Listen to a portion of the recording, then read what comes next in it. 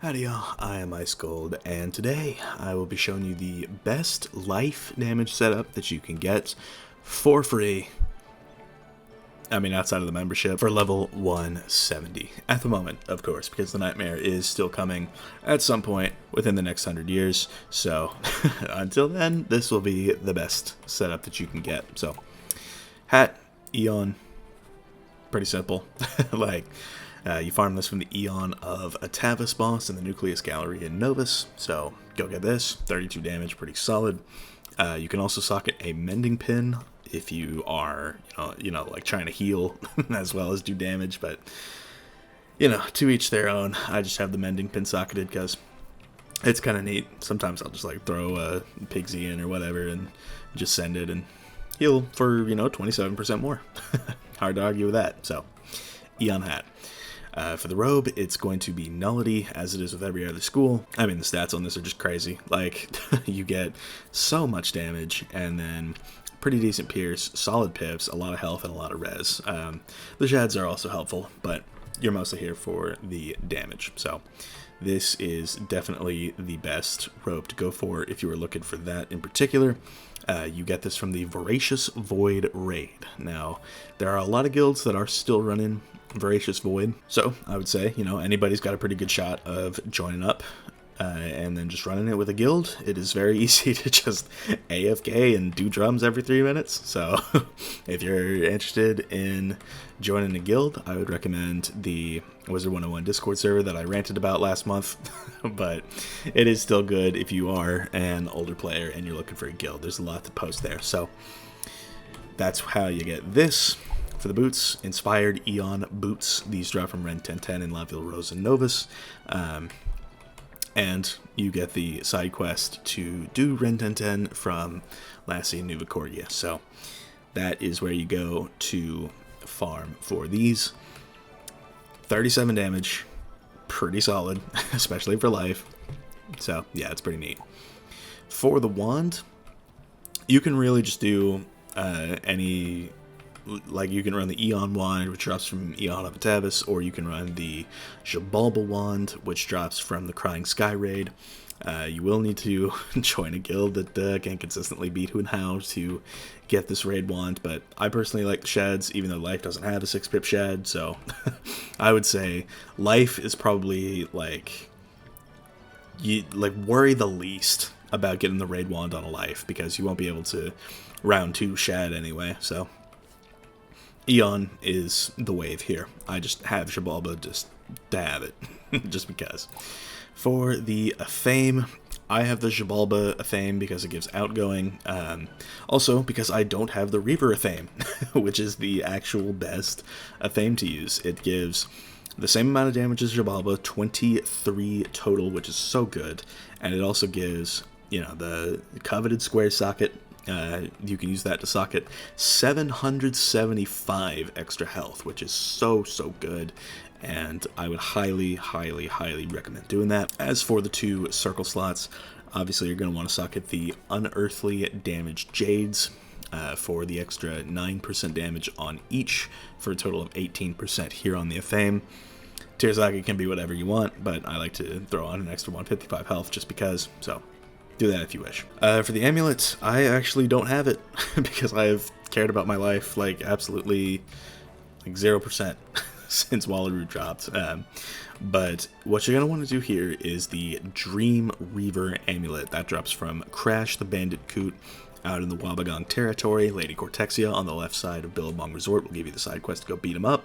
And, you beat him up enough times. You might, emphasis on might, because I beat him up, 20 times and didn't get it for life, but yeah, you could just beat him up. Eventually he'll drop you your Dream Reaver amulet, and like the balance one here that I have as an example, it gives an item card Lifeblade, and then it doesn't give a weakness. I can I can say that for sure. I think it gives an 80% shield, so definitely get the Reaver amulet from Crash the Bandit Coot. And then once you do get it, you're going to want to socket a Circle Jewel, another Unearthly Damage Jade for the extra 9%.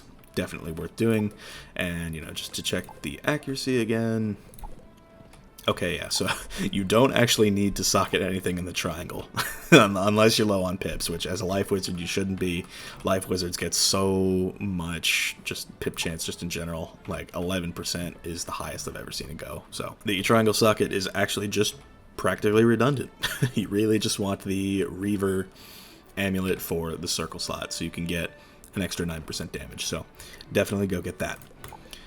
For the ring, this is an interesting case because for all the other schools, you gain anywhere from, I think, 1 to 3% damage from, going from Eon to Reaver, but not Life. Life gains a grand total of 0% damage. So, if you're not interested in farming the Bold Dream Reaver ring from Freddy Croker and you already have the Inspired Eon ring, you honestly can just stick with the Eon ring because they both give 15% damage to life. So, and obviously, the same pip chance. I mean, if you decide to use the Reaver ring, you gain like 35 health and 9 crit rating, which hardly matters in the grand scheme of things. So, if you already have the Eon ring, I would say this is just straight up not worth the farm. So, just something to keep in mind. This is probably the least important piece that you'll want. However, if you don't have the Eon ring, you would need to farm the Dasein Duelist, also in the Nucleus Gallery in Novus.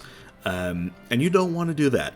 Trust me, you don't want to do that. So if you're still using like Merciless or even Mimic, if it's been that long for you, Freddy Croker in the Dreaming will drop you the Bold Dream Reaver ring. And that ties with Eon for best in slot, so go get that. For the pet, I have just your standard quint damage, like Mighty or Thinking Cap. It's pretty neat. I personally like the Opossum because it gives a Bladestorm item card, which can actually be really, really good if you're running it in teams. When I was farming Crash the Bandicoot and not getting the amulet that I told you all about, I was Bladestorming my team with this card, and it was really, really helping out a lot. So I personally recommend the Lively Opossum, but you don't have to get it if you don't want to, or if you have the base made on some other pet, like like a Fernloomy or a Kookaburra, for example. Like you can really just rock with whatever, even if you have it on like an armament or something. But yeah, the talents are what matters. You basically just want 5 damage talents and Mighty or Thinking Cap to boost that strength or will up to where you can get an extra total of 5% damage. So it's basically like another damage talent pin on, so would recommend that. For the mount, Battle Narwhal.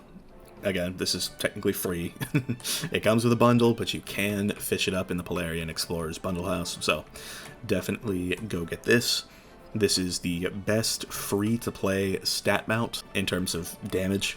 I mean, so yeah, this is really the only option to go for in terms of mounts that are free to play, because does that guy also have one? Just Jack have one? He does have the Battle Narwhal, so yeah. People do have these, so it's not impossible to fish up, I promise. For the deck, surprisingly, I do actually have this.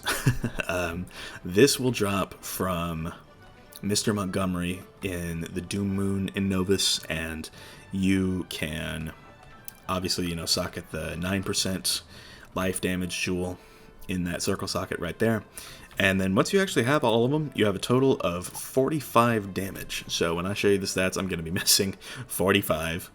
So just a quick little heads up. But yeah, this is the deck that you want to go for.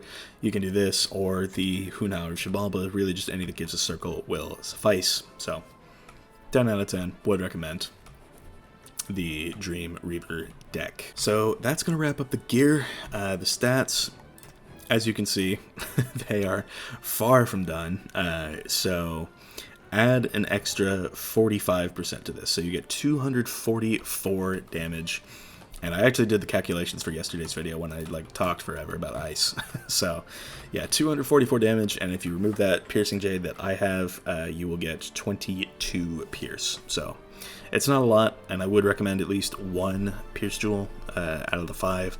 So I mean, again, do what you want. Jewels are there for customizability. So 22 pierce and 244 damage if you use all 5 circle slots on the damage jewels. And pip chance is well over 100. You really don't need to worry about this at all.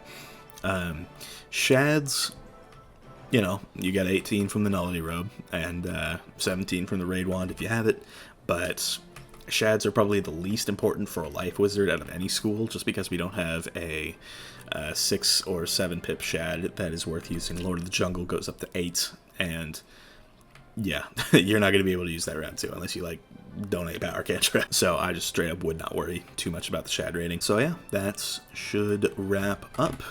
Again, 244 damage, 22 pierce.